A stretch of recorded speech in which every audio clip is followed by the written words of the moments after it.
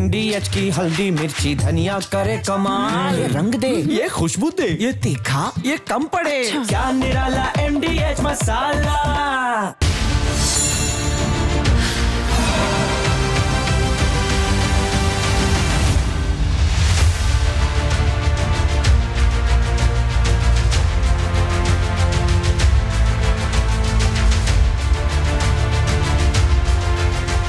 नमस्कार, रिपब्लिक भारत देख रहे हैं आप। मैं हूं अमृत तिवारी और राष्ट्र सर्वोपरि में आज बात होगी देश की डेमोग्राफी को बदलने को लेकर रची जा रही साजिश की।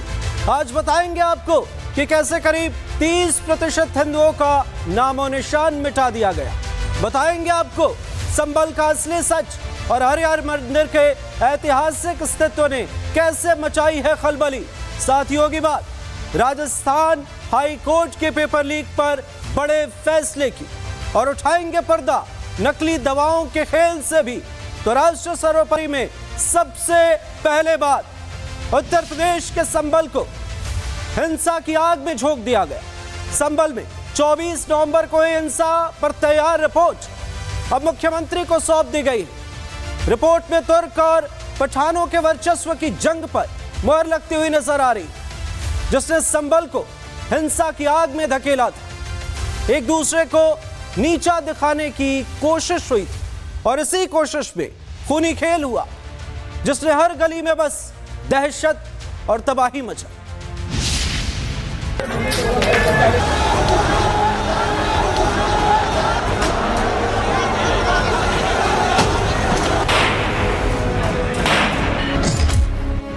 तुर्क वर्सेस पठान, 4 युवाओं की गई जान।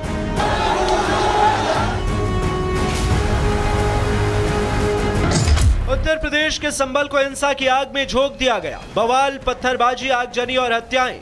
संभल का एक ही कोना उस दिन चीख रहा था,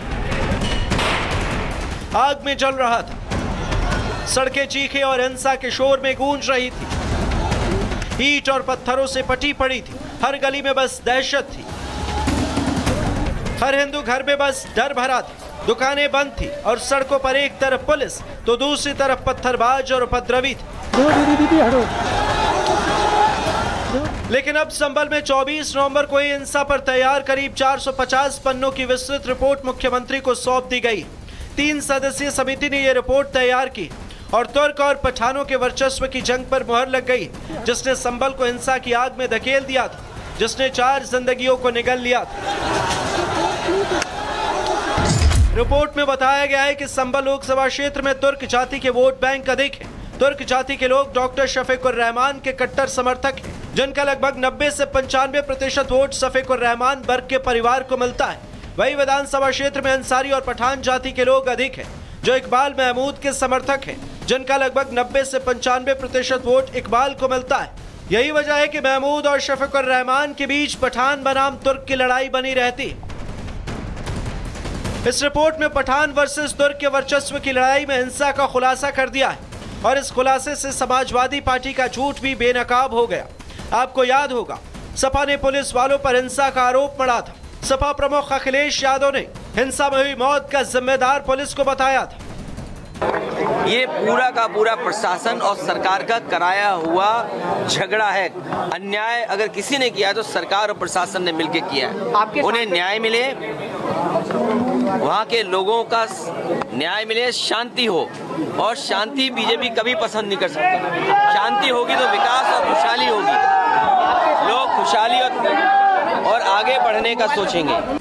लेकिन रिपोर्ट बताती है कि सांसद और विधायकों की आपसी वर्चस्व ने ही संभल को दंगों की आग में झोंक दिया था, जिसमें 4 लोगों की मौत हो गई थी। रिपोर्ट में खुलासा ये भी हुआ कि संभल में अब तक हुई हिंसा की घटनाओं में अधिकतर देखने को मिला है कि तुर्क जाति और पठान जाति के लोग एक दूसरे के दुर्विरोधी हैं और अपने नेता के कहने पर तुर्क जाति के लोग बवाल और हिंसा करने से नहीं चूकते। ये हिंसा कराने के पीछे का कारण सिर्फ वर्चस्व की लड़ाई थी। दोनों साबित करना चाहते थे कि संभल में किसका राज चलेगा। सांसद के समर्थकों ने गोली चलाई और विधायक के समर्थकों को गोली लगी। दोनों समर्थकों के बीच लड़ाई हुई और फिर यह लड़ाई दंगों में तब्दील हो गई। रिपोर्ट में इस बात का भी जिक्र है कि असल में यह हिंसा की चिंगारी उस समय भड़की थी जब तुर्क समुदाय के सांसद समर्थकों ने पठान समुदाय के विधायक इकबाल महमूद अंसारी के समर्थकों पर गोलियां चलाई थी। उस गोलीबारी में पठान, सैफी और अंसारी समुदाय के लोग मारे गए। एक दूसरे को नीचा दिखाने की कोशिश में ये खूनी खेल हुआ। जिस तरह से समाजवादी पार्टी के वहां पहले सांसद रहे शफीकुर रहमान बर्क और अब वर्तमान के सांसद जियाउर रहमान बर्क, वो तुर्क बिरादरी से आते हैं और तुर्कों की श्रेष्ठता को साबित करने के लिए जिस तरह की भड़काऊ बयान दिए गए, उसके कारण से वहां तुर्क और पठानों के बीच में एक संघर्ष हुआ और उस संघर्ष का परिणाम हिंसा के रूप में दिखाई पड़ा। समाजवादी पार्टी के शासनकाल में या बसपा के शासनकाल में जानबूझकर के मजहबी तुष्टीकरण में ऐसे मामलों को ढका जाता रहा। इसमें रूल ऑफ लॉ का कभी पालन नहीं हुआ। अगर कानून का पालन होता तो शायद आज संभल के ये हालात नहीं होते। उस कमेटी के हेड मीडिया से आके बात करते हैं, लेकिन रिपोर्ट गोपनीय है और जिस तरह से सूचना विभाग बता रहा है क्या चलाना है, किस पे चर्चा करनी है, लेकिन वो रिपोर्ट गोपनीय है। इसलिए कहीं कोई तुर्क की बात कर रहा है, कहीं कोई और बातें कर रहा है। समाजवादी पार्टी को इस गोपनीय रिपोर्ट पे कोई भी टिप्पणी नहीं करनी है। सारी गोपनीय रिपोर्ट का जवाब पीडीए आने वाले चुनाव में देगा। संभल की रिपोर्ट में यह भी साफ हो गया है कि पुलिस की गोली से कोई नहीं मरा। तुर्क और पठान की जंग में लोगों की जान गई तो राष्ट्र सर्वोपरि में सवाल ये कि तुष्टीकरण के लिए सिस्टम और सरकार पर कब तक दोष मढ़ा जाएगा। सियासी बुनियाद को मजबूत करने के लिए लोगों की जान की बलि कब तक ली जाती रहेगी। मासूम लोगों के खून से सियासी फसल कब तक बोई और काटी जाती रहेगी।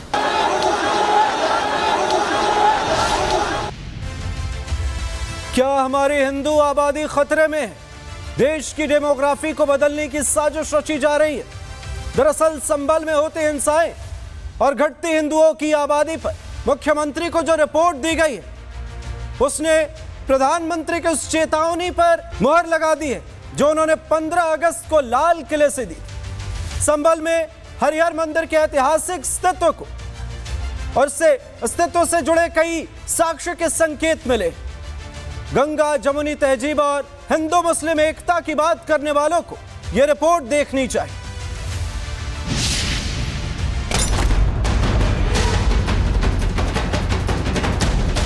संभल की जनसंख्या 45% हिंदुओं की थी, आज 15% रह गई है। भारत की डेमोग्राफी चेंज करने के लिए और गजवाए हिंद लागू करने के लिए पूरा का पूरा इस्लामिक समूह लगा हुआ है। फैसला लिखा रखा हुआ है पहले से खिलाफ, आप क्या खाक सफाई देंगे? हिंदुओं को किसी तरह से मिटाने का प्रयास किया जा रहा है। देश के लिए ये एक बड़ा खतरा है। ये बायस रिपोर्ट है।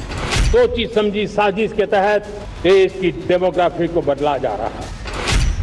क्या हमारी हिंदू आबादी खतरे में है? देश की डेमोग्राफी बदलने की साजिश रची जा रही। जी हां, विकसित होती दुनिया में हमारी जड़ों को काटा जा रहा है, हिंदुओं की आबादी को घटाया जा रहा है, देश की पहचान पर खतरा मंडरा रहा है। जब हिंदुओं की आबादी कम होने लगे, मुस्लिमों की आबादी तेजी के साथ बढ़ने लगे, जब भारतीय चेहरे बदलने लगे, तो समझ जाइए देश की डेमोग्राफी के साथ छेड़छाड़ किया जा रहा है। संभल में होती हिंसाएं और घटती हिंदुओं की आबादी पर मुख्यमंत्री को जो रिपोर्ट दी गई, उसने पीएम मोदी की उस चेतावनी और उस बयान पर मुहर लगा दी जो उन्होंने 15 अगस्त को लाल किले से देशवासियों को दी थी। मैं आज देश के सामने एक चिंता, एक चुनौती के संबंध में आगाह करना चाहता। षड्यंत्र के तहत, सोची समझी साजिश के तहत देश की डेमोग्राफी को बदला जा रहा है। एक नए संकट के बीज बोए जा रहे हैं।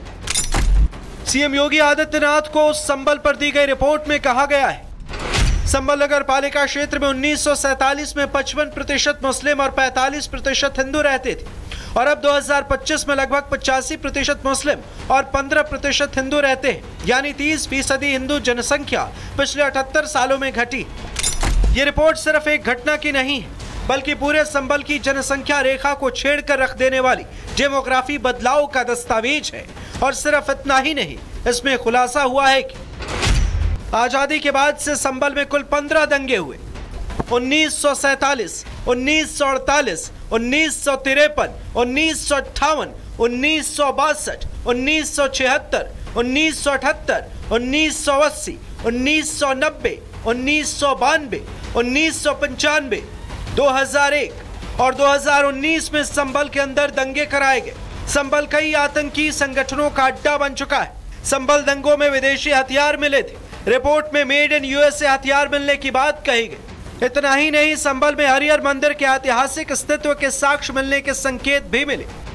संभल में जिस तरह से आज़ादी से पहले और आज़ादी के बाद काफ़ी भारी मात्रा में वहाँ पे एथनिक क्लेंजिंग की गई, डेमोग्राफिक चेंज हुआ। आज उसी के हालात हैं कि हिंदू वहाँ पे 15% की उनकी आबादी रह गई है। जो हिंदुओं का दावा था वो सुनने में आ रहा है, वो सत्य प्रतीत हो रहा है। वहाँ पर हिंदू हरिहर मंदिर के सबूत मौजूद हैं। दंगों और तुष्टीकरण की राजनीति ने ही संभल की डेमोग्राफी बदल दी। ये दंगे पहले से ही सुनियोजित होते और इनकी भेंट हिंदू परिवारों को चढ़ाया जाता है। 24 नवंबर को हिंसा में भी ऐसा ही प्लान बनाया गया था। दंगा करने के लिए दंगाइयों को बाहर से बुलाया गया था, लेकिन हिंदू मोहल्ले में पुलिस की मौजूदगी के कारण हिंदू बच गए। करीबन 45% हिंदू वहाँ थे, बहुसंख्यक हिंदू थे। लेकिन वर्तमान में जिस प्रकार से वहाँ पे हमारे मंदिरों पे मस्जिद बना दिया गया, मंदिरों को कब्जा किया गया, बाहर से आकर के, और ये जिहादी इस मानसिकता से ग्रसित हैं कि कैसे वहाँ की जनसंख्या असंतुलित करके वहाँ पे कब्जा कर लिया जाए, हिंदुओं का उत्पीड़न किया जाए, कितने हिंदू बच्चियों का अपहरण हो गया। ये तमाम चीज़ें दर्शाता है कि कहीं न कहीं यह एक साजिश है, और साजिश के तहत संभल में जिस प्रकार से वहाँ के न सिर्फ जनसंख्या को असंतुलित किया गया, उसी के साथ ही वहाँ पे जो धार्मिक पौराणिक जो स्थान है, मंदिर है, आश्रम है, उस पर कब्जा किया गया। एक समय संभल की जनसंख्या 45% हिंदुओं की थी, आज 15% रह गई है।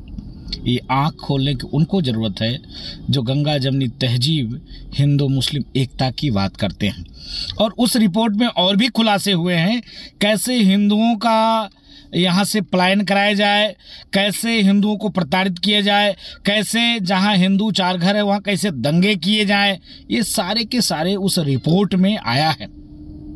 कितनी दुर्भाग्य की बात है। मैं पूछना चाहता हूँ कि जो लोग हिंदू मुस्लिम एकता की बात करते हैं वो लोग क्यों चुप हैं, क्यों मौन हैं? भारत की अस्मिता को बदलने का खुलासा करने वाले रिपोर्ट ने प्रदेश की सुरक्षा और सामाजिक संरचना को लेकर भूकंप ला दिया है। गंगा जमुनी तहजीब और हिंदू मुस्लिम एकता की बात करने वालों की ये आंख खोलने वाली रिपोर्ट। संभल के हिंसा को लेकर के जो रिपोर्ट आई है, उस रिपोर्ट भी इस तरह से इंगित कर रही है कि बड़ी संख्या में दंगों में हिंसा के नाते हिंदुओं को पलायन के लिए मजबूर होना पड़ा। हमने देश का इतिहास देखा है और दुनिया भर में जहां जहां भी इस प्रकार से दंगे में किसी मजहब या जाति के आधार पर किसी को प्रताड़ित किया गया है, वहां से उनकी संख्या का कम हो जाना बहुत स्वाभाविक सा है। लेकिन देश के लिए ये एक बड़ा खतरा है, क्योंकि देश में जानबूझ करके डेमोग्राफी को चेंज करने के लिए एक साजिश रची जा रही है, और ये डेमोग्राफिक चेंज इस देश की इंटरनल सिक्योरिटी के लिए एक बड़ा खतरा है। वहीं विपक्ष और मुस्लिम संगठन इस रिपोर्ट पर सवाल खड़े कर रहे हैं। मैं समझता हूं ये दंगा और नफरत फैलाने वाली रिपोर्ट है। इसकी वजह से फिर संभल में दंगे भड़केंगे, फिर हिंदू मुसलमान होगा। जहां भी जो भी आदमी कारोबार की वजह से दूसरी जगह जाकर सेट होता है, वो सिर्फ कारोबार की वजह से होता है, दंगों की वजह से नहीं। इस रिपोर्ट को एक विशेष 3 सदस्यीय न्यायिक आयोग की टीम ने तैयार किया है, जिसमें पूर्व हाईकोर्ट के जज Devendra Kumar Arora, retired IPS AK Jain, पूर्व IAS अमित मोहन प्रसाद शामिल है। ये रिपोर्ट संभल दंगों की केवल जांच की नहीं, बल्कि पूरे संभल की डेमोग्राफिक स्थिति पर सवाल खड़े करने वाला दस्तावेज। और ये हिंदुओं की आबादी के इस तरह का परिवर्तन महज संयोग नहीं, बल्कि दंगों तुष्टीकरण की राजनीति और साजिश के तहत मुस्लिमों को बसाने का परिणाम है। तो देश की मिट्टी पर सवालों की आंधी उठ रही। राष्ट्र सर्वोपरि के सवाल। संभल में हिंदू घटकर 20% कैसे हो गए? हिंदू पहचान के खिलाफ साजिश में कौन कौन? इस साजिश की आखिरी कड़ी कहां तक? क्या यह रिपोर्ट पूरे देश के लिए चेतावनी नहीं? आतंकियों के तार संभल के कहां तक पहुंचे? संभल की रिपोर्ट बता रही है कि इसके पीछे दंगे, तुष्टीकरण और योजनाबद्धता की असल कहानी छिपी। देश के भीतर आतंकियों की साजिश छिपी, सीमा पर सघन निगरानी, आदिवासी जमीनें बचाने की लड़ाई और अब एक नई डेमोग्राफी की लड़ाई। ये कहानी सिर्फ आंकड़ों की नहीं, बल्कि राष्ट्रीय पहचान, सुरक्षा और अस्तित्व की है।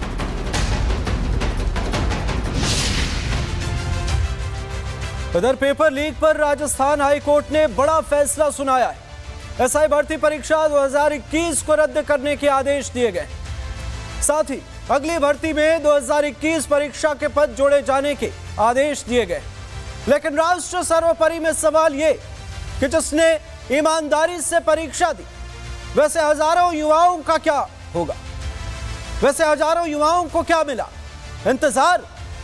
सवाल यह कि पेपर लीक रोकने के लिए क्या कोई ठोस कारगर उपाय नहीं? उससे भी बड़ा सवाल यह कि भारत के भविष्य के साथ हो रहा यह खिलवाड़ आखिर कब बंद होगा?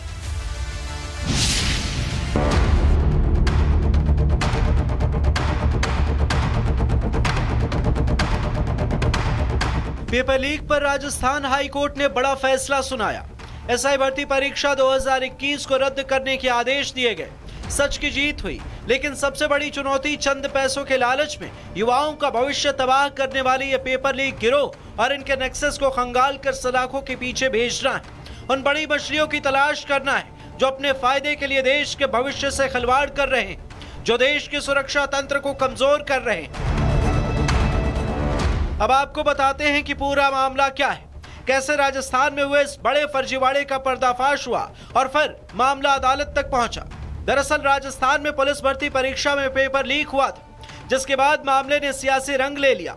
राजस्थान की बीजेपी सरकार ने इस मामले की जांच करवाई और मामला अदालत पहुंचा और कोर्ट ने अपने फैसले में माना कि इस परीक्षा में बड़े पैमाने पर नकल हुई थी।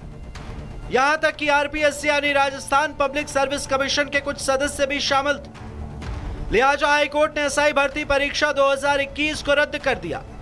साथ ही आदेश दिया कि अगली भर्ती में 2021 परीक्षा के 859 पद जोड़े जाएंगे। इसके अलावा 2021 की भर्ती में शामिल रहे वे उम्मीदवार जो अब आयु सीमा पार कर चुके हैं, उन्हें भी 2025 की एसआई भर्ती में आवेदन करने की अनुमति दी गई। 2024-23 में जैसे सरकार बनी, अगले दिन ही इस पूरे मामले को लेकर के एसआईटी गठित की। एसआईटी की रिपोर्ट पर एफआईआर दर्ज की, फिर एसओजी बनाने का काम की। एसओजी ने अपनी पूरी कार्रवाई के बाद दौरान विभिन्न परीक्षाओं के 300 से अधिक लोगों को गिरफ्तार किया।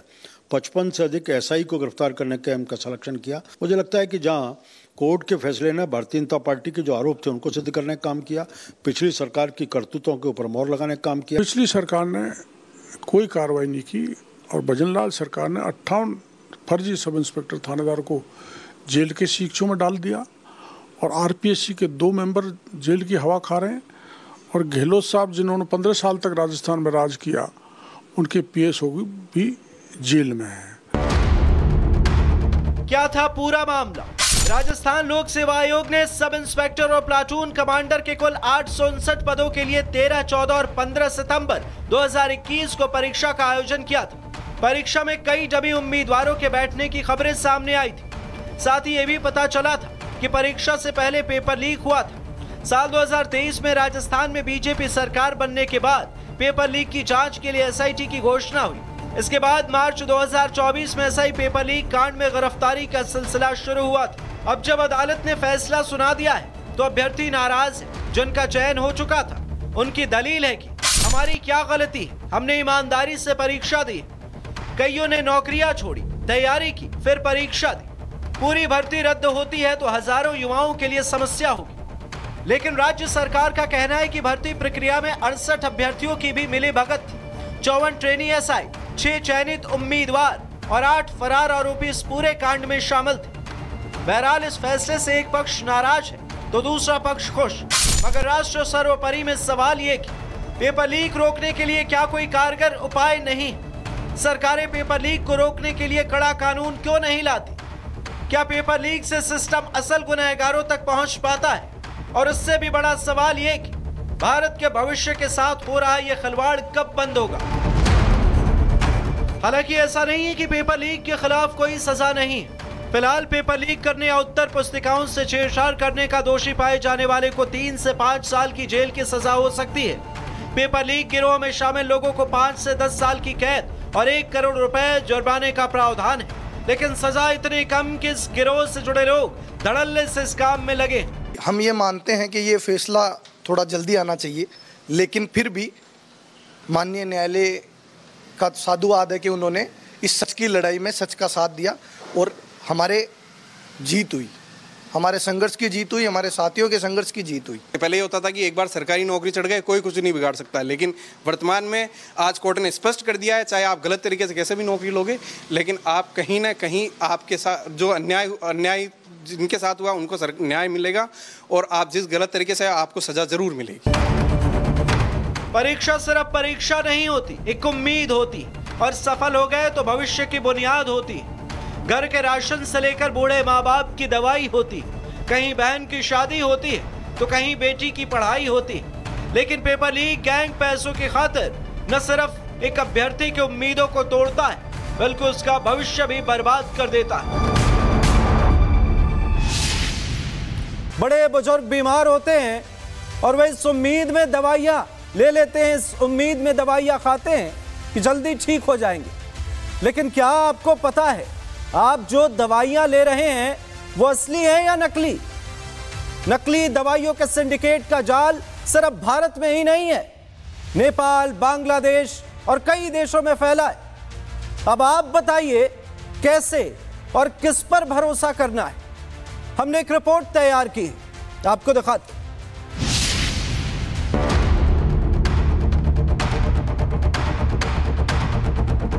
अगर आप किसी बीमारी से ग्रसित हैं, उससे निजात पाने के लिए दवाइयों का इस्तेमाल करते हैं तो जरा सावधान हो जाइए, क्योंकि आपकी दवाइयां बीमारी ठीक करने की बजाय आपकी जान ले सकती हैं। सुनने में आपको यह अजीब जरूर लग रहा होगा, लेकिन यह सच है। उत्तर प्रदेश के आगरा में नकली दवाइयों के सिंडिकेट का भंडाफोड़ हुआ है।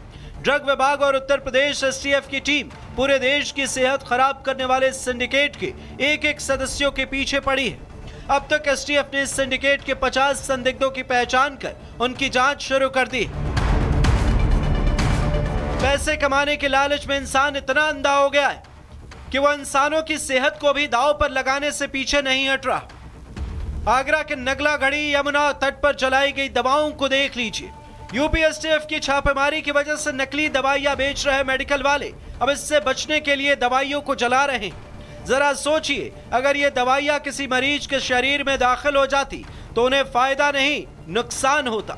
लेकिन अब सवाल यह है कि आगरा सहित देश भर में नकली दवाइयों का सिंडिकेट पनपा कैसे? क्या ड्रग विभाग की मिलीभगत से यह सिंडिकेट चल रहा था? क्या मामला कंट्रोल से बाहर होने की वजह से एक्शन शुरू हुआ? क्योंकि अभी तक नकली दवाइयों के कारोबारी करोड़ों रुपए कमा चुके हैं। यूपी के आगरा में पिछले 5 दिनों से नकली दवाइयों के सौदागरों पर एक्शन चल रहा है। जांच टीम को एंटीबायोटिक, एंटी एलर्जिक और दूसरे वायरल की दवाइयां भारी मात्रा में मिली। आगरा में अधिकारियों ने सील गोदामों के ताले तोड़कर छापेमारी की। इस दौरान 2 करोड़ 30 लाख की दवाइयां जब्त की गई। मोती कटरा के मेडिकल स्टोर से 15 बोरी नकली दवाइयां बरामद की गई और इसके मालिक हिमांशु अग्रवाल को पहले गिरफ्तार कर जेल भेजा जा चुका है। इस मामले में अब तक 2 एफआईआर दर्ज कर 6 लोगों को नामजद किया गया है। ड्रग विभाग और यूपी एसटीएफ इस बार किसी को बख्शने के मूड में नहीं। नकली दवाइयों का रैकेट सिर्फ आगरा ही नहीं बल्कि पूरे देश में फैला है। यह सिंडिकेट बिहार, बंगाल सहित कई राज्यों में नकली दवाइयां सप्लाई कर रहा था। गिरोह की जानकारी हासिल करने के लिए मोबाइल फोन की कॉल डिटेल रिपोर्ट निकलवाई गई। अब तक 50 फोन नंबर संदिग्ध माने जा रहे हैं जिनकी जानकारी हासिल की जा रही है। इस मामले में पहले हिमांशु अग्रवाल नाम के एक व्यापारी को 1 करोड़ की रिश्वत की पेशकश करते हुए गिरफ्तार कर लिया गया। यानी अगर हिमांशु रिश्वत देने में सफल हो जाता तो आपकी सेहत भगवान भरोसे ही रहती। हमारे देश में मिलावट एक बड़ी समस्या रही है। खाने पीने में शायद ही कोई ऐसा सामान बचा हो जिसमें मिलावट न हो रही हो, लेकिन अब दवाइयों में मिलावट ने पानी सिर से ऊपर कर दिया है। अब देखना यह है कि मिलावटी दवाइयों के सिंडिकेट पर कब तक नकेल कसी जाती है। Bureau report, Republic Bharat.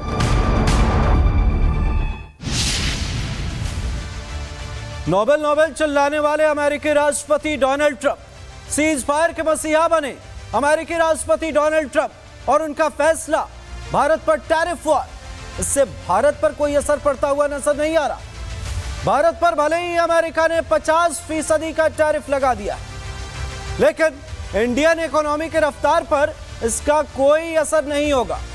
EY India की रिपोर्ट में कई बड़े खुलासे हुए और इस रिपोर्ट ने पूरी दुनिया को हैरान कर दिया है। आप भी देखिए।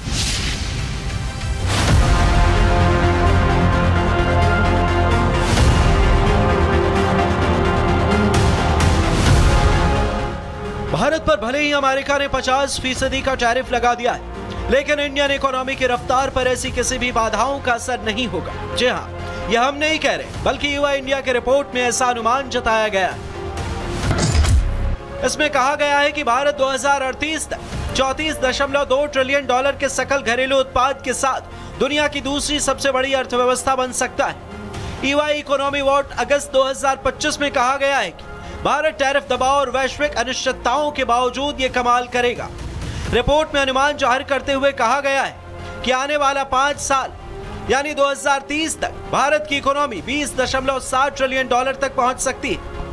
मैं इस चीज को एंडोर्स करता हूं कि हिंदुस्तान में कैपेबिलिटी है, हिंदुस्तान में क्षमता है। सेकंड लार्जेस्ट इकोनॉमी 2038 तक पीपीपी टर्म में $34.2 ट्रिलियन। मैं इस चीज को एंडोर्स करता हूं कि हिंदुस्तान में एक कैपेबिलिटी है। दूसरी बात, हिंदुस्तान डेमोग्राफिक्स के हिसाब से बहुत स्ट्रांग है, डोमेस्टिक डिमांड की स्ट्रेंथ है, सेविंग रेट हमारा दुनिया के कंपैरिजन में बहुत अच्छा है। ये तीनों चीजें हमारी स्ट्रेंथ्स है। ईवा इंडिया की ओर से कहा गया है कि तमाम चुनौतियों से उबरते हुए भारत दुनिया की 5 सबसे बड़ी अर्थव्यवस्थाओं में से एक बना है। मजबूत आर्थिक बुनियाद के साथ देश तेजी से आगे बढ़ रहा है। ये आंकड़े दे रहे तेज रफ्तार की गवाही। दरअसल रिपोर्ट में आंकड़ों के साथ बताया गया है कि आखिर कैसे भारत 13 साल में यह बड़ा कमाल करने वाला है। इसमें कहा गया है कि सबसे बड़ी अर्थव्यवस्थाओं में भारत 2025 में 28.8 वर्ष की औसत आयु, दूसरी सबसे हाई सेविंग रेट और सरकारी ऋण जीडीपी अनुपात के साथ 2024 के 81.3% से घटकर 2030 तक 75.8% होने का अनुमान है। नोबेल चिल्लाने वाले ट्रंप, सीज फायर के मसीहा बनने वाले ट्रंप भारत पर टैरिफ लगाकर खुद ही फंस चुके हैं। एक तरफ दुनिया भर के देशों में ट्रंप की आलोचना हो रही है, तो दूसरी तरफ भारत पर ट्रंप के टैरिफ का कोई असर नहीं पड़ने वाला है। भारत पर टैरिफ लगाना ट्रंप पर उल्टा पड़ गया है और पूर्व केंद्रीय मंत्री एमजे अकबर खुद बता रहे हैं। Trump's tariffs seem at the moment an exercise in power, but in the very short run they will weaken America. They will weaken America because this is a policy of overkill. अब ये सब देखने के बाद जाहिर है कि Trump का गुस्सा 7वें आसमान पर जरूर उतर गया होगा और शायद यही वजह है कि ट्रंप पीएम मोदी को बार बार फोन कर रहे हैं। लेकिन भारत ने साफ कर दिया है कि भारत झुकने वाला नहीं। टैरिफ का जवाब देने के लिए तो भारत को एक सप्ताह में अमेरिका अपनी औकात में आ जाएगा या भारत के सामने नतमस्तक साष्टांग दंडवत प्रणाम करने लग जाएगा। भारत के लिए तो पूरी दुनिया के बाजार खुले हुए हैं। भारत तो ये अमेरिका से हुई घाटे की क्षतिपूर्ति दूसरे देशों के साथ व्यापार करके कर लेगा। अमेरिका अपनी जो है क्षतिपूर्ति कैसे करेगा? तो ये एक मूर्खतापूर्ण निर्णय है, लेकिन जल्दी सबक सीखना। आज भारत की बढ़ती अर्थव्यवस्था और प्रधानमंत्री नरेंद्र मोदी की बढ़ती लोकप्रियता से बौखलाए हुए हैं। यही वजह है कि जेलेंस्की पीएम मोदी को शांति स्थापित करने के लिए धन्यवाद करते हैं। ट्रंप कुछ दिन तो जरूर उछल सकते हैं, लेकिन जब मंदी पुकारेगी तब उनका क्या हाल होगा? मेक अमेरिका ग्रेट अगेन का नारा सिर्फ एक मजाक बनकर रह जाएगा। और इस वक्त आ रही एक बड़ी खबर से आपको रूबरू कराते हैं। रिटायरमेंट पर संघ प्रमुख मोहन भागवत का बड़ा बयान सामने आया है। रिटायरमेंट पर उन्होंने कहा है, बड़ा बयान देते हुए, कि मैंने कभी रिटायरमेंट पर कुछ नहीं कहा, ना खुद रिटायर होऊंगा ना किसी को कहूंगा। 75 साल के बाद भी लोग काम करने को तैयार हैं। 75 साल में किसी को रिटायर होने की जरूरत नहीं। यह इस वक्त की बड़ी खबर आपको बता रहे हैं संघ प्रमुख मोहन भागवत का बड़ा बयान। I never said that I will retire or someone should retire.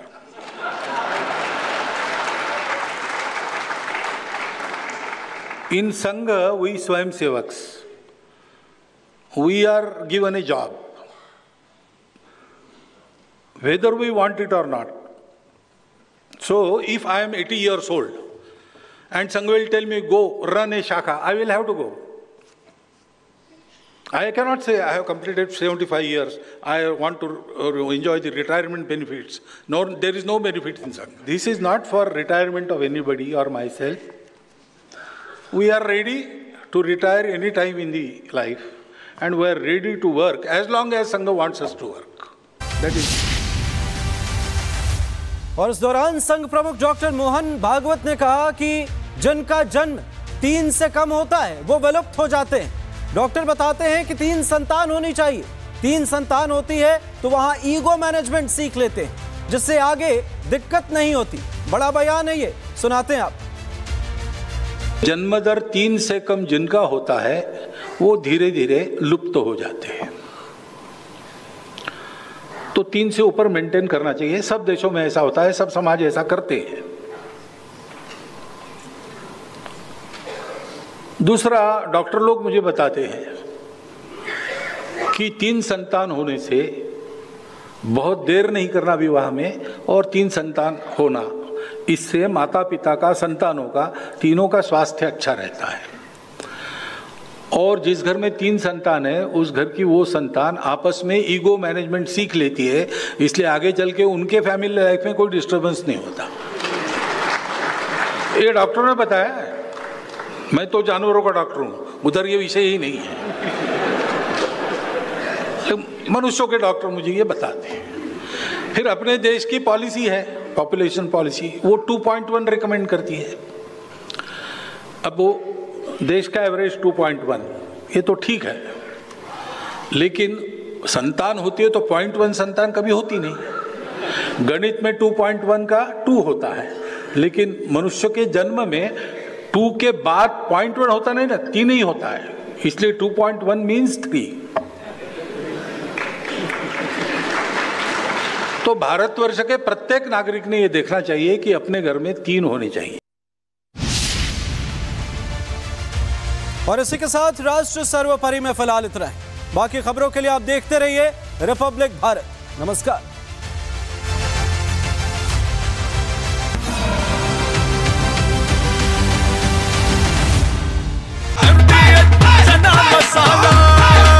अब छोलिया हो या लोबिया, सफेद चने या काले चने, सबको मजेदार बने। MDH